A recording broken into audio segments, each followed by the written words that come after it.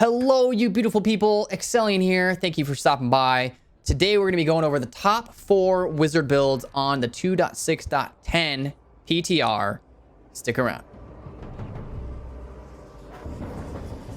Now, before I jump in, don't forget to slam on that like button, comment below with your favorite wizard build on the PTR, and go ahead and click on that subscribe button if you wouldn't mind. Now, for all of the builds you're going to be seeing in this video, I will be dropping a Diablofans build link in the description below, so check those out. All right, enough with the chit chat. Let's take a gander at these builds.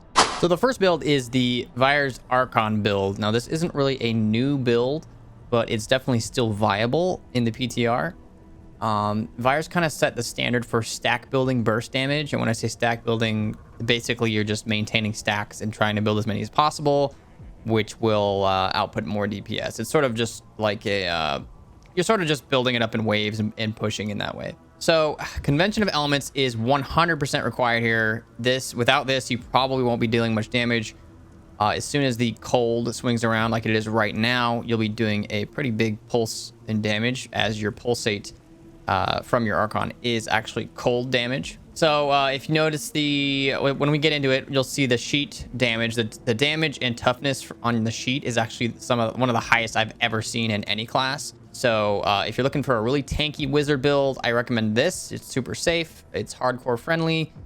Again, it's not really as high in DPS as it used to be, but it's still extremely viable. So let's go ahead and jump into this Greater Rift. We'll kind of show you how it's done. So you start off, basically, you want to gather a group of enemies together, build up your stacks with your Chantotos.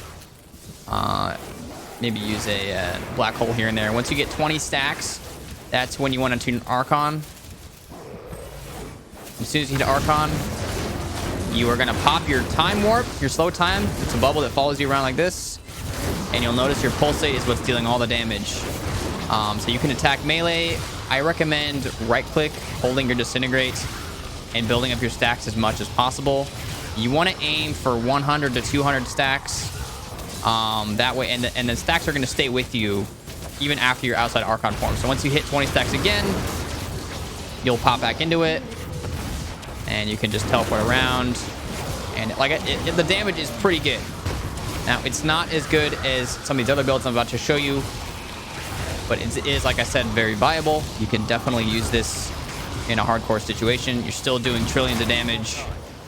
Build number 2, I call this one the HydraNado build, and you can probably imagine why it's called the HydraNado build. It's got Hydras and it's got Nados, well, Twisters. This has become an extremely popular build in the PTR, especially with the changes to Etched Sigil, which now also casts Energy Twister every second. That's a pretty powerful thing, and it also increases its damage, so it's a nice little bonus damage to whatever you're going to be using. And also to Typhon's Veil has now 2,000% increased damage for each Hydra head alive, as opposed to the 1,300%. So collectively, you know, let's say you have 8 Hydra heads alive. You cast a Hydra, you've got 4 heads there, 5 heads, sorry, you can count. So you got 10 heads total.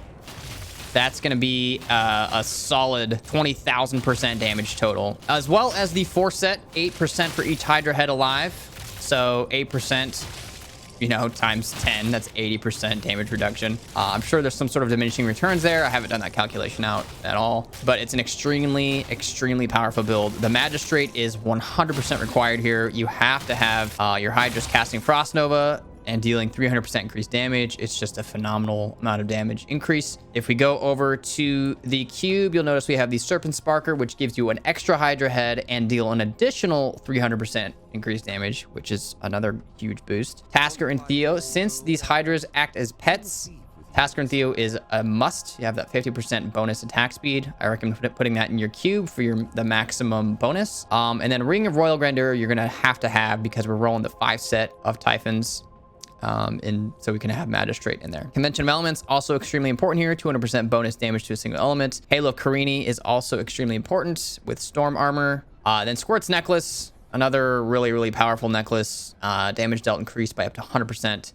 And with Galvanizing Ward in your build, you're going to have a huge protective barrier, 450,000 shield. Depending on how much health you have, it'll give you a nice big bonus in shield. For skills, you're looking at this, you got Arcane Torrent. These are the most important ones. Arcane Torrent, Frost Hydra, and Wicked Wind on your Energy Twister. This will keep the Twister in place, and it'll be a much easier way to start sort of reel people in with Rensler's Folly. The Bracers right here, which increases the damage of Energy Twister, and it also pulls in lesser enemies within 30 yards. So it's like a vacuum. It's like the Barbarian Whirlwind rune. I also recommend using Teleport Safe Passage because we're rolling Illusionist. Safe Passage will give you a bonus 25% less damage taken. If you're running Hardcore, I recommend getting rid of Elemental Exposure and use Unstable Anomaly instead. But if you want that bonus damage to Elemental Exposure, Power Hungry, obviously, because we're going to be dropping our Hydras, twistering people over to it, and then just kind of backing up, keeping our distance, you know, social distancing, coronavirus.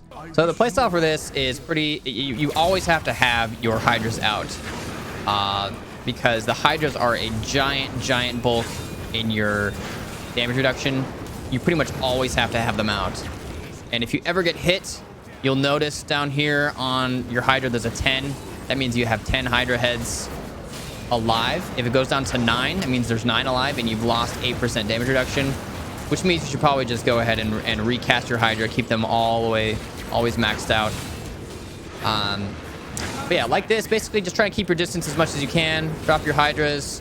If you start to get kited and chased around like this, do whatever you can to drop some Hydras, keep them frozen in place. If they do manage to get a freeze there, go ahead and back up, let your Hydras do their work,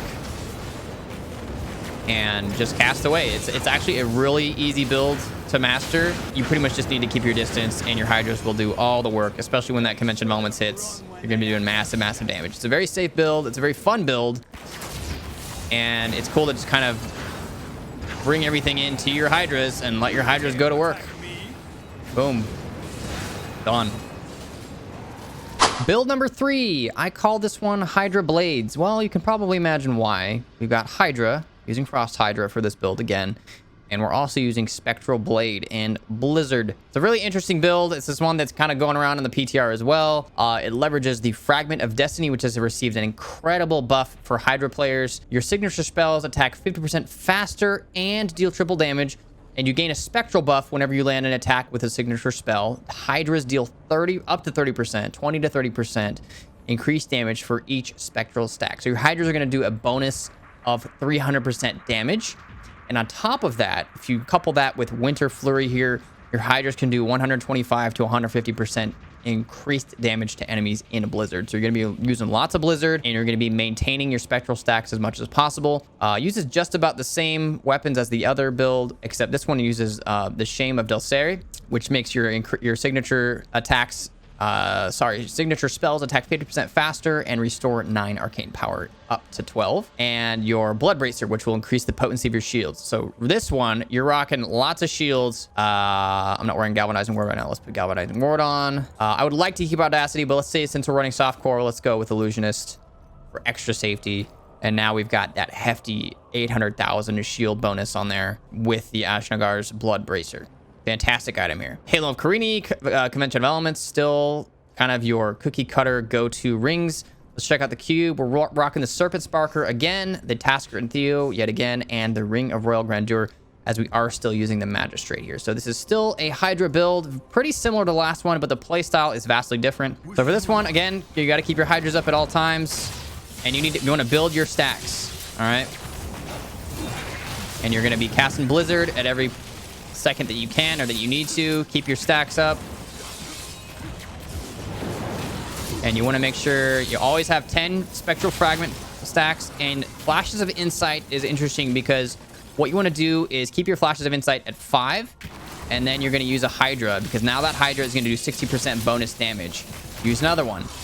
Keep your stacks at 5. It's going to do bonus damage. Because this is only Rift difficulty 100, I haven't needed to use Blizzard too much, but I kind of show you can kind of see the damage numbers here using Blizzard and with Convention of Elements. It's really high DPS. It's a little scary as you do have to be kind of close range. It seems a little counterintuitive to do that as a wizard, but you can definitely do just fine, especially in these lower tier Greater Rift with 100.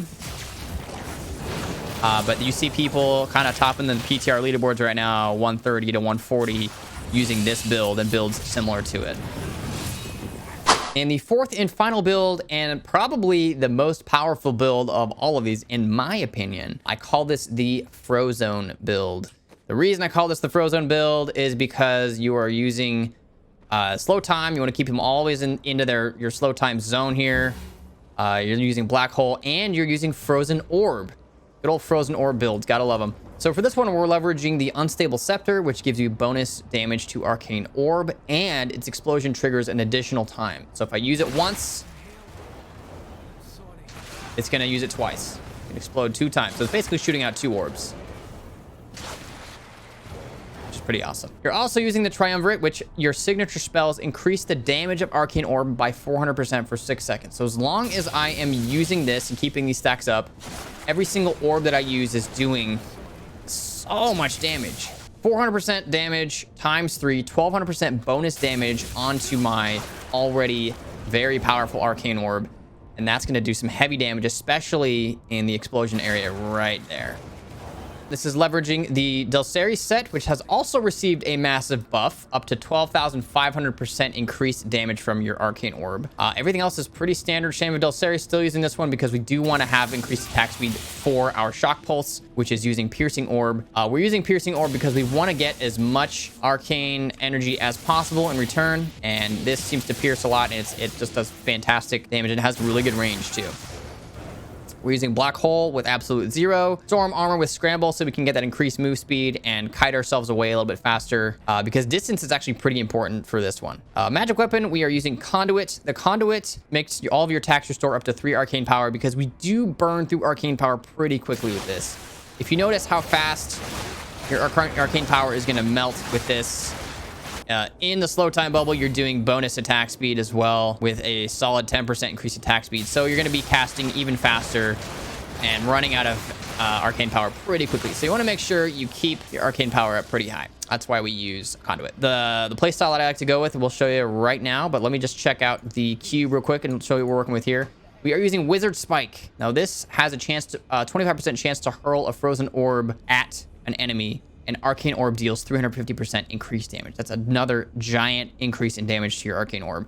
I would argue that this is one of the highest DPS builds that a Wizard has on the PTR right now. Crown of the Primus, because we want to leverage every single rune for the slow time. And Unity, because we're going to be placing that right here on our follower to split that damage, as this build isn't the best for toughness. I've seen some people rocking Blur instead of Elemental Exposure here to get maximum defense out of it. But definitely Blur or Elemental Exposure are kind of the go-tos. Let's go with Blur just for safety's sake. So the playstyle for this is you want to make sure that you have your slow time up.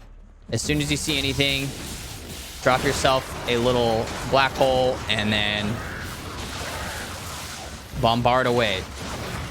Now it's important to remember that your slow time is going to have its cooldown decrease every time you attack.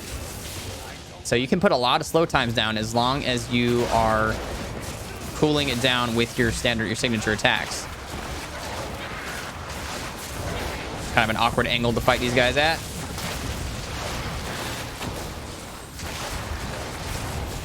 For some reason, Frozen Orb has a hard time going up. Still waiting. This is a very odd angle to fight these guys at. There we go. Couldn't see any numbers there. Let's find a different fight and show you guys a little bit what we're dealing with for damage here.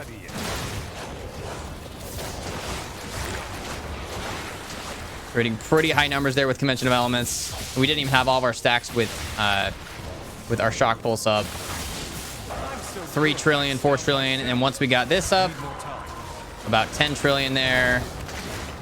Just incredible, incredible damage. And this thing is a boss killer. If you can position a boss correctly right on the explosion where your orb explodes, it's going to decimate that boss. And that's it. Those are the 4 most popular builds and probably going to be the strongest builds that we'll be seeing in Season 22 of Diablo 3, coming out hopefully within the next month. I'm excited about the Wizard, about the changes that they've made to Typhon's Veil, to the Etched Sigil, on the Fragment of Destiny. I think we're going to see a lot of creativity come out of these builds. Make sure you guys drop a follow on my Twitch channel. Also follow me on my Twitter. I will be posting more Diablo content in the very near future, especially as these changes unfold and we start to get into the next phase of the PTR testing. Thanks for watching. Have a good rest of your day. We'll see you next time.